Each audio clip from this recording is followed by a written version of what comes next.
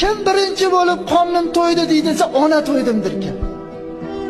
Bir onamizni ichayotgan kosasidagi ovqatiga qaraganmizmi?